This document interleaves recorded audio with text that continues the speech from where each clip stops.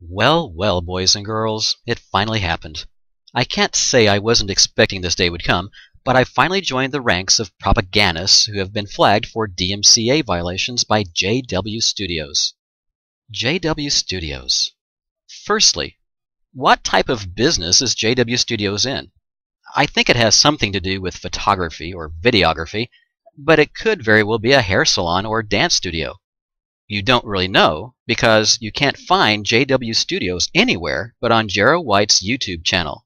If you search for them online, you'll quickly find that they have no website, they have no phone number, they're not listed with the Australian Securities and Investments Commission. Seriously, you have to wonder if JW Studios really exists. Now, let me save Jarrah the trouble of producing a 2.5-hour-long 10-part series on how I'm being a hypocrite, because I put copyright PW Studios on my videos. The difference is that I've never claimed that PW Studios exists. As are many elements of my videos, it's a parody of something you commonly see on Jarrah's videos.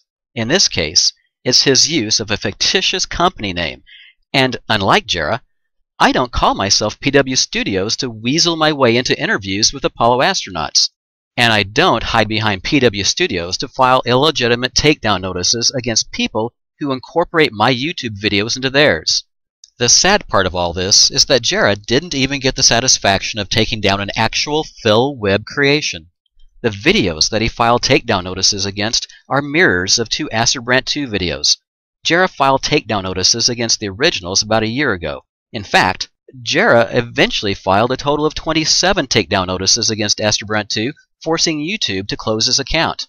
After struggling with the DMCA counter notice system for close to 7 months, Astorbrant 2's videos were finally reinstated by YouTube, and his account was reopened on October 4th of last year.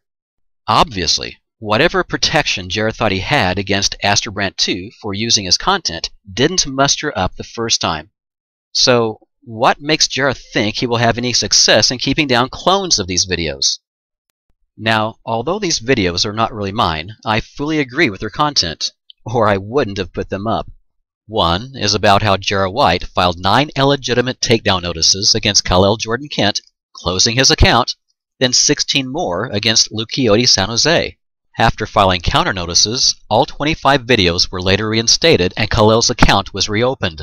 The other video is about Jarrah's crusade to raise $200 million for a lunar round trip for two aboard a luxurious Russian spacecraft. In both videos, Astorbrant 2 introduces the subject with Jarrah's own words, a short clip incorporated from one of Jarrah's YouTube videos. And then he comments on what Jarrah says in that clip. Whether Astorbrant 2's criticism of Jarrah's words is right or wrong, it doesn't matter as far as copyright is concerned. As a U.S. citizen on U.S. soil, Astorbrant 2 is granted the privilege of expressing himself through these videos and using Jarrah's content in doing so. Likewise, I'm granted the privilege of saying that I agree with Astorbrant 2 and uploading mirrors of his videos. Other YouTube users have also mirrored Astorbrant 2's videos and received the same undeserving attention from Jarrah that I did. Astorbrant 2 has tried to reason with Jarrah to consider an alternative path to removing these mirrors. In an open letter to Jarrah White, Astorbrant 2 asked him to retract all the takedown notices he had filed on mirrors of videos that had been reinstated. In that video, Astorbrant 2 even said that he would ask the people who mirrored his videos to take them down once they were reinstated.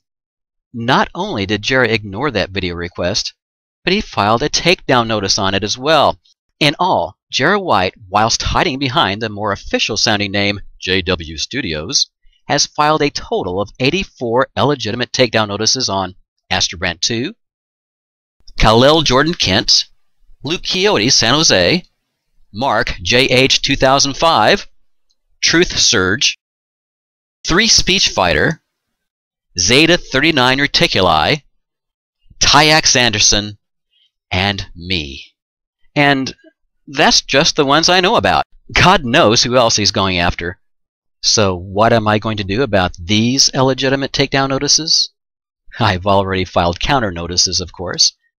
Considering the growing number of videos being reinstated that Jarrah thought he had silenced through his perversion of copyright justice, isn't it obvious just how ineffective his filing spree has become? How little protection a copyright provides him against honest criticism? There must be some other reason why Jarrah keeps filing bogus takedown notices. Perhaps all he wants is for people to file counter notices so he can easily collect their personal information. Well, you've got my docs, Jera. But at what cost? YouTube user Khalil Jordan Kent, or just KJK for short, has frequently stolen pictures and videos of moonhoax conspiracy theorists and doctored them to harass these individuals. As a prominent member of the moonhoax conspiracy movement, I typically find myself in his crosshairs. If you seriously see yourself as a prominent member of a fringe group, then you really need to grow a pair, Jera. Mainliners typically look upon fringe groups as kooks to begin with.